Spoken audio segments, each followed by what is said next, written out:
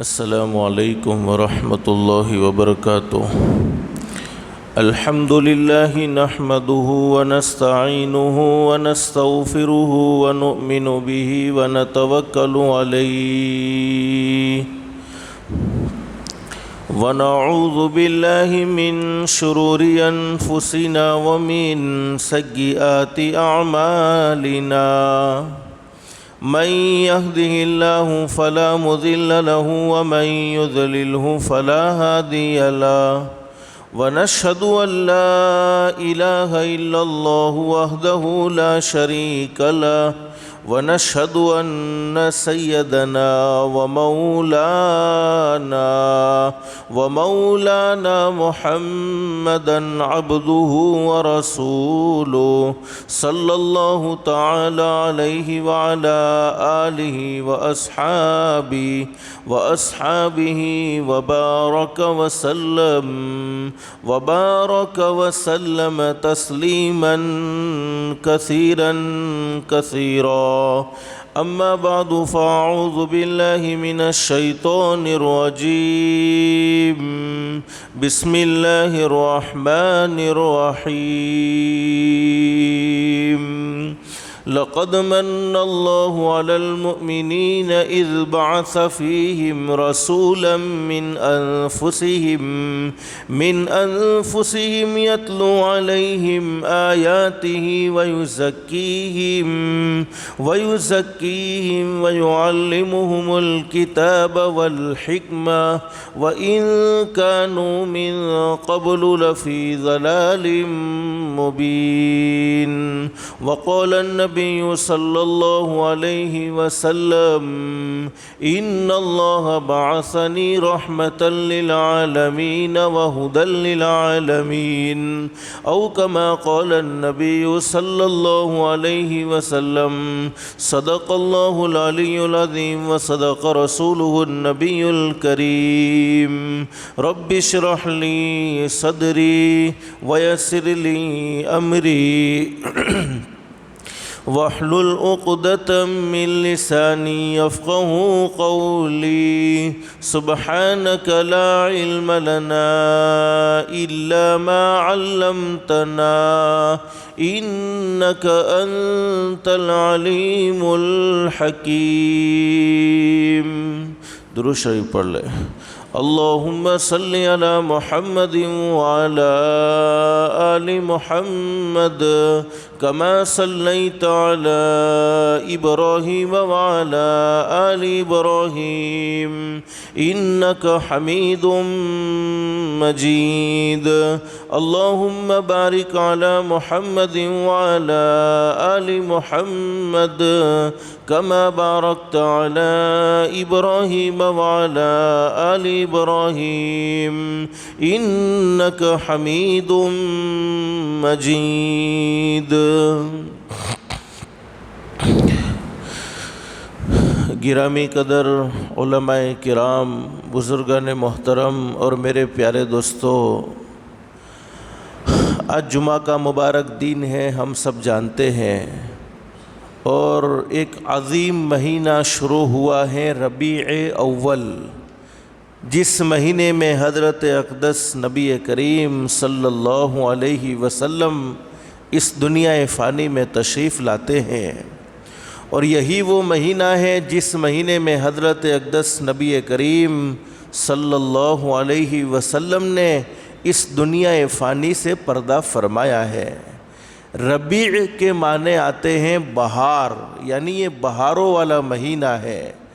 ربیع اول کی آج پہلی تاریخ ہو چکی ہیں، تو اسی مناسبت سے ہم حضرت اقدس نبی کریم صلی اللہ علیہ وسلم کی مبارک زندگی کو سنیں اور دل میں نیت بھی کرے، ارادہ بھی کرے کہ اللہ ہم سب کو عمل کی توفیق نصیب فرمائے۔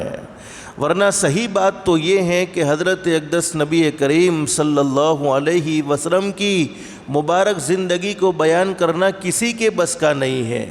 لکھنے والوں نے کتابیں لکھی، بولنے والوں نے سیرت پر بہت کچھ بولا، لیکن حقیقت یہ ہے حضرت اقدس نبی کریم صلی اللہ علیہ وسلم کی مبارک زندگی، مبارک سیرت وہ نرالی شان رکھتی ہیں کہ آپ کی ولادت سے پہلے کے حالات پر نظر ڈالیں تو نرالی شان معلوم ہوتی ہیں، آپ کی ولادت پر یعنی آپ کی پیدائش پر نظر ڈالیں تو نرالی شان معلوم ہوتی ہیں، آپ کی مکی زندگی کو دیکھیں تو نرالی شان معلوم ہوتی ہے، آپ کی ہجرت کو دیکھیں تو نرالی شان معلوم ہوتی ہیں، آپ کی مدنی زندگی کو دیکھیں تو نرالی شان معلوم ہوتی ہیں، یہاں تک کہ آپ دنیا سے پردہ فرما گئے، آپ نے دنیا کو الوداع کہا تو دنیا سے جانے کے سفر کو دیکھیں تو وہ سفر بھی نرالا معلوم ہوتا ہے۔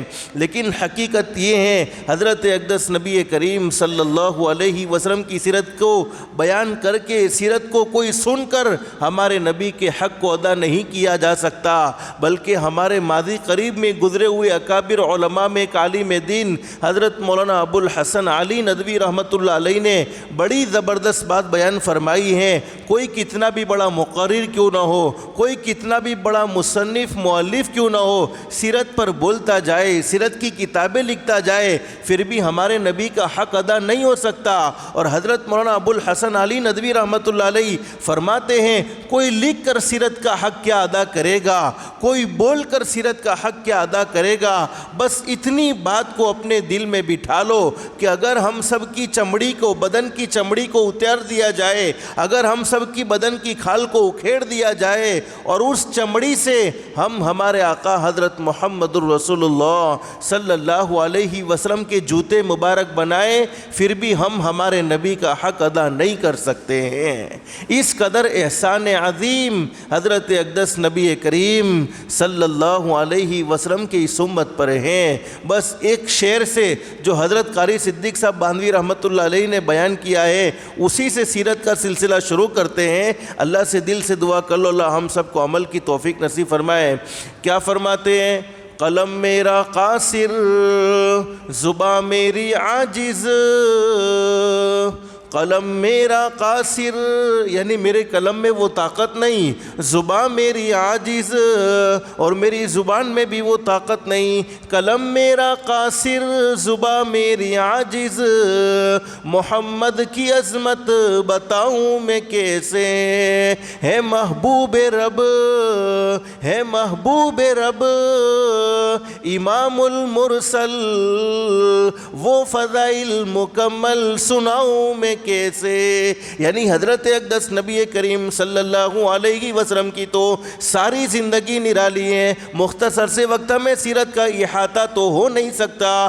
آپ مکی زندگی کو دیکھیں، حضرت اقدس نبی کریم صلی اللہ علیہ وسلم کے اس دنیا فانی میں تشریف لانے سے پہلے دنیا کا کیا حال ہو چکا تھا۔ لوگ آپس میں ایک دوسرے کی جانوں کے دشمن تھے، انسانیت ختم ہو چکی تھی، ایک دوسرے کی جان کے کٹر دشمن بن چکے تھے۔ یہاں تک علماء نے لکھا ہے کہ ایسی جہالت پھیلی ہوئی تھی، ایسی جہالت عام تھی کہ اگر آپس میں کسی چیز کے بارے میں لڑائی ہو جاتی تو وہ لڑائی سال ہا سال تک چلتی، یہاں تک کہ مرنے والا اپنے وارثین کو وصیت کرتا تھا کہ فلانے گھر والے سے، فلانے خاندان والے سے میری لڑائی ہے، بدلہ بھی باقی ہے، تم بدلہ لے لینا۔ یعنی انسانیت بالکل ختم ہو چکی تھی، اور عورتوں پر ظلم اس قدر ہوتا تھا کہ بچی پیدا ہوتی تھی فوراً زمین میں دفن کر دیتے تھے۔ علماء کرام جانتے، قرآن کریم میں اللہ رب العالمین فرماتے ہیں بِأَيِّ ذَنبٍ قُتِلَتْ، بچیوں کے پیدا ہونے کو عیب سمجھتے تھے، یعنی بچی پیدا ہوتے ہی بچی کو زندہ زمین میں دفن کر دیتے تھے۔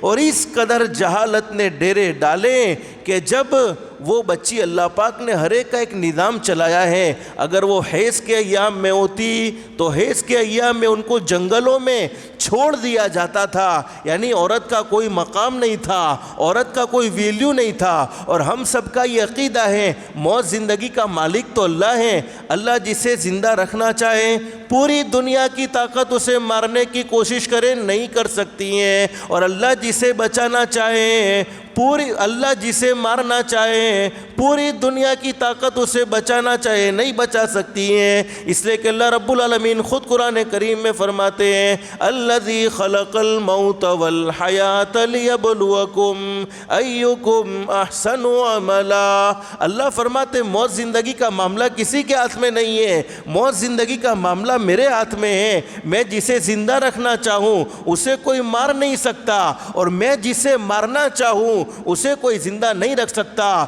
اور ایسی جہالت عرب میں پھیلی ہوئی تھی کہ غریب آدمی ہوتا، عرب کی چلچلاتی دھوپ میں سفر کرتا اور اس کے پیر دھوپ کی وجہ سے جل رہے ہوتے، ارے پیر کے تلوے جل رہے ہوتے، وہ کسی مالدار آدمی سے جا کر کہتا اللہ کے بندے تیرے پاس بہت جوتے ہوں گے اس لیے کہ تو مالدار ہے، کوئی ایک آدھ جوتا مجھے بھی دے دے، میرے پیر جل رہے ہیں۔ علماء نے لکھا ہے کہ وہ یوں کہتا کہ تو مجھے جوتا دے گا تو میرے گھر میں بچی پیدا ہوگی تو میں بچی تجھے دے دوں گا۔ یعنی بچی شہوت کا نشانہ بنی ہوئی تھی، عورت کا کوئی مقام نہیں، کوئی مرتبہ نہیں۔ لیکن حضرت اقدس نبی کریم صلی اللہ علیہ وسلم نے آ کر کیا محبت کا پیغام سنایا، کیسی زندگی گزارنے کی تعلیم دی کہ جو لوگ آپس میں ایک دوسرے کی جانوں کے کٹر دشمن تھے وہ جانی دوست بن گئے، اخلاق کی تعلیم دی، کردار کی تعلیم دی۔ اور حضرت اقدس نبی کریم صلی اللہ علیہ وسلم نے عورتوں کو بھی مقام اور مرتبہ دے دیا۔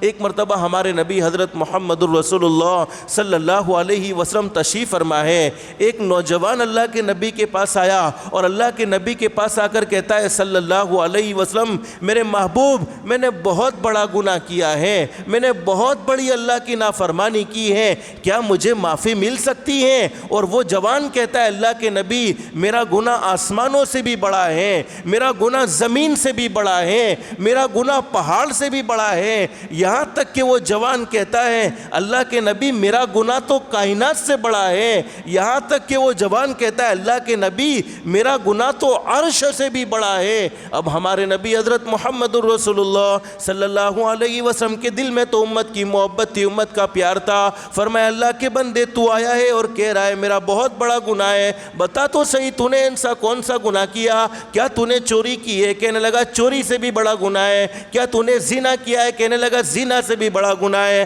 کیا تو نے شراب پی ہے؟ کہنے لگا شراب پینے سے بھی بڑا گناہ ہے۔ کیا تو نے شرک کیا ہے؟ تو وہ اللہ کا بندہ کہتا ہے اللہ کے نبی شرک سے بھی بڑا گناہ ہے۔ اب ہمارے نبی نے پوچھا اللہ کے بندے بتا تو صحیح تو نے کون سا گناہ کیا؟ تو وہ جوان کہتا ہے اللہ کے نبی میرے گھر میں کوئی اولاد نہیں تھی، میرے گھر میں کوئی بچہ نہیں تھا، اللہ پاک نے 14 سال کے بعد مجھے بچہ دیا تو 14 سال کے بعد اولاد میں مجھے بیٹی عطا فرمائی۔ اور اولاد دینے والا بولو کون ہے؟ اللہ کی ذات ہے۔ یَهَبُ لِمَن يَشَاءُ إِنَاثًا وَيَهَبُ لِمَن يَشَاءُ الذُّكُورَ۔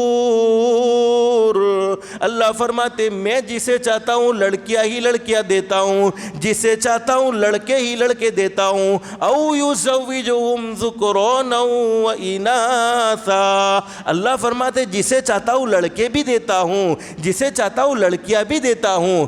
وَيَجْعَلُ مَن يَشَاءُ عَقِيمًا۔ اور جسے چاہتا ہوں کچھ بھی نہیں دیتا۔ اب وہ جوان کہتا ہے اللہ کے نبی میرے گھر میں کوئی اولاد نہیں تھی، میرے گھر میں کوئی بچہ نہیں تھا، اللہ پاک نے 14 سال کے بعد مجھے ایک بیٹی عطا فرمائی، اور میری چونکہ اس زمانے میں ماحول یہ تھا اللہ کے نبی میں ابو جہل کا ماننے والا تھا، جب بھی بیٹی پیدا ہوتی تھی زمین میں زندہ دفن کر دیا جاتا تھا۔ اللہ کے نبی میں نے اور میری بیوی نے یہ مشورہ کیا کہ ہمارے پاس اولاد کوئی نہیں تھی، اللہ پاک نے 14 سال کے بعد اولاد دی ہے، اب ہم اس بچی کو زمین میں زندہ دفن نہیں کریں گے بلکہ اس کو پالیں گے، اس کو بڑا کریں گے، اس کی پرورش کریں گے۔ اور میرے پیاروں اس زمانے میں بھی ایسی جہالت پھیلی ہوئی ہے کہ لوگ لڑکے کی پیدائش پر خوشی مناتے ہیں اور لڑکی پیدا ہوتی ہے تو غم کرتے ہیں۔ یہ جہالت اس دور میں بھی ہے۔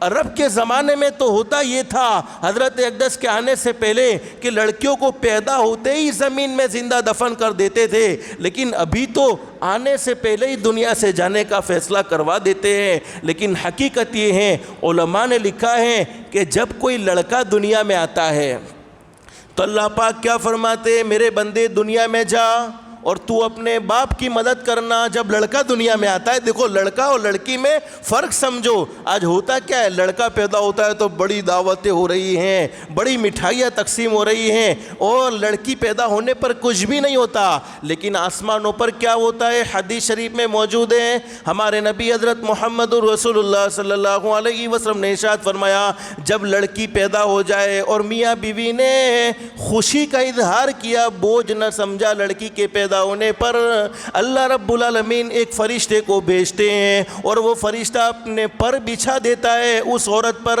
اور اس پیدا ہونے والی بچی پر, اور وہ فرشتہ کہتا ہے اللہ کی بندی تو بھی کمزور ہے اور تو نے جس کو جنا ہے وہ بھی کمزور ہے. جو تیری پرورش کرے گا, جو تیرے ساتھ محبت کا معاملہ کرے گا, جو تیرے ساتھ شفقت کا معاملہ کرے گا, اللہ رب العالمین اس کے ساتھ بھلائی کا معاملہ فرمائیں گے. تو جب لڑکا دنیا میں آتا ہے تو اللہ پاک کہتے تو تیرے باپ کی مدد کرنا, لیکن جب لڑکی دنیا میں آتی ہے تو اللہ پاک فرماتے میری بندی جا تو دنیا میں خود تیرے باپ کی مدد کروں گا. تو اندازہ لگاؤ لڑکی کے پیدا ہونے پر اللہ رب العالمین کی طرف سے بڑے بڑے انعام ملتے ہیں. حدیث شریف میں موجود ہے, وہ جوان کہتا ہے اب ہم لڑکی کو زمین میں زندہ دفن نہیں کریں گے بلکہ اس کی پرورش کریں گے, اسے پالیں گے. علماء نے لکھا ہے کہ وہ لڑکی کو پالنے لگے اور 3-4 سال کی لڑکی ہو گئی, لیکن چونکہ کفر دل میں بھرا ہوا تھا, حضرت اقدس نبی کریم صلی اللہ علیہ وسلم کی محبت ابھی دل میں نہیں آئی تھی. لوگ تانا دیتے تھے. ابو جہل کو بھی پتہ چل گیا کہ گھر میں لڑکی پیدا ہوئی ہے, لیکن اس نے زندہ زمین میں دفن نہیں کیا. ابو جہل نے کہہ دیا دیکھ اپنے گھر میں بچی کو نہیں رکھنا ورنہ کل داماد آئے گا, تیری ذلت ہو جائے گی, تیری رسوائی ہو جائے گی, تجھے زمین میں اس کو زندہ دفن کرنا ہوگا, اگر نہ کیا تو میں اپنے لوگوں کو بھیجوں گا اور وہ تیری بچی کو زمین میں زندہ دفن کریں گے. علماء نے لکھا ہے کہ اب اس جوان کے دل میں بچی کی کٹر دشمنی آ گئی. ایک طرف محبت تھی کہ وہ بچی سینے سے لگتی تھی, پورے دن کی تھکاوٹ ختم ہو جاتی تھی, سب غم بھول جاتا تھا, لیکن ابو جہل کے کہنے پر جس نے حضرت اقدس کی ساری زندگی مخالفت کی, اب وہ بچی کی دشمنی دل میں آ گئی. ایک مرتبہ گھر میں آیا, اپنی بیوی سے کہتا ہے بچی کو تیار کر دو, میں اس کو اپنے ماموں کے گھر لے جاؤں گا اور اسے وہاں پر پہنچا دوں گا. اب ماں کو تو کچھ پتہ بھی نہیں, ماں سوچنے لگی کہ میرے بھائی کے گھر لے جایا جا رہا ہے. بچی کو تیار کیا گیا اور ایک جنگل کی طرف کا ایک راستہ اختیار کر لیا گیا. یہ جوان اللہ کے نبی کو یہ داستان سنا رہا ہے.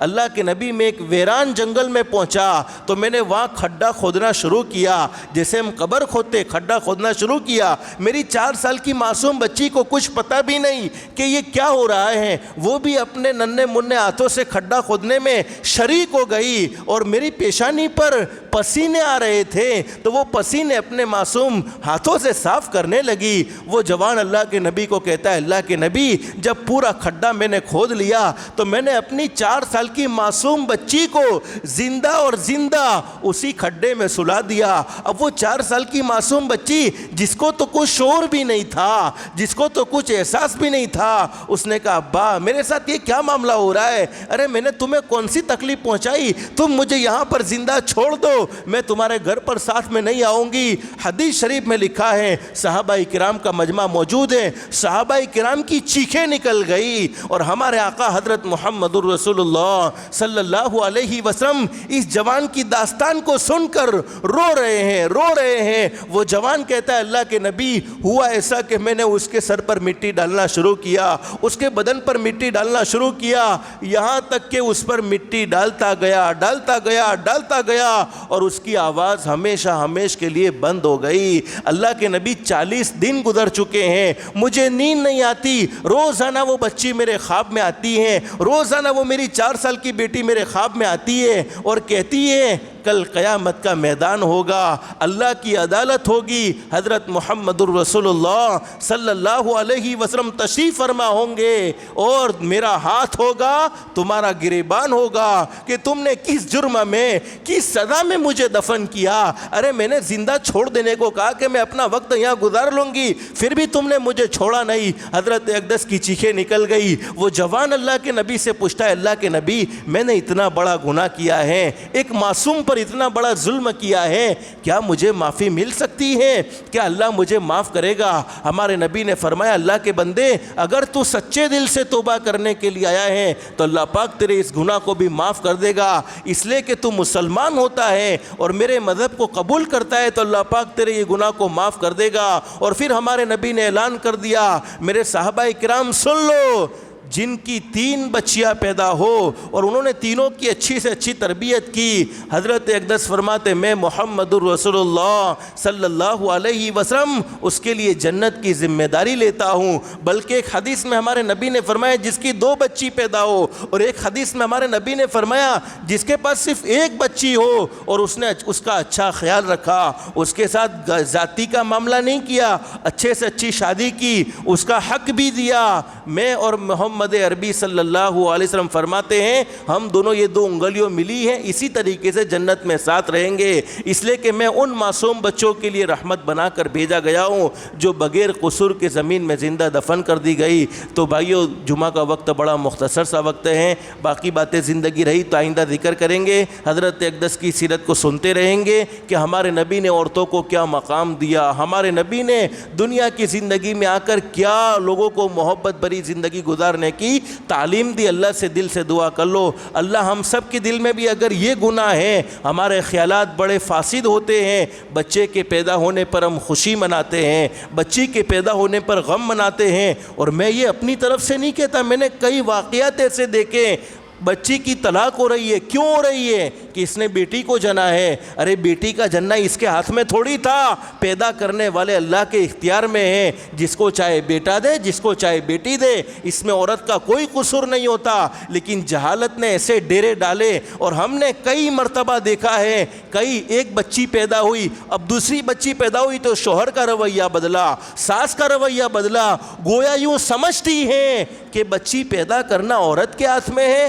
ہرگز نہیں، بلکہ پیدا کرنا، بچہ پیدا کرنا اور بچی پیدا کرنا یہ اللہ کے اختیار میں ہے۔ اللہ سے دل سے دعا کر لو اللہ ہم سب کو اخلاق مصطفیٰ والی زندگی نصیب فرمائے، اللہ کے احکام کے مطابق اور حضرت اقدس نبی کریم صلی اللہ علیہ وسلم کے طریقے کے مطابق زندگی گزارنے کی توفیق و سعادت نصیب فرمائے۔ جمعہ کا مبارک دن ہے، ہمارے آقا حضرت محمد الرسول اللہ صلی اللہ علیہ وسلم کے احسانات ہم پر اتنے ہیں کہ ان کو گننا چاہے تو گن نہ سکے، شمار کرنا چاہے تو شمار نہ کر سکے، تو جتنا بھی ہو سکے درود پاک کی کثرت کرتے رہیں گے انشاءاللہ۔ اللہ ہم سب کو کہنے سننے سے زیادہ اخلاص، استخلاص اور استقامت کے ساتھ عمل کی توفیق نصیب فرمائے، آمین یا رب العالمین۔ وآخر دعوانا ان الحمد للہ رب العالمین۔ سنت باقی سنت۔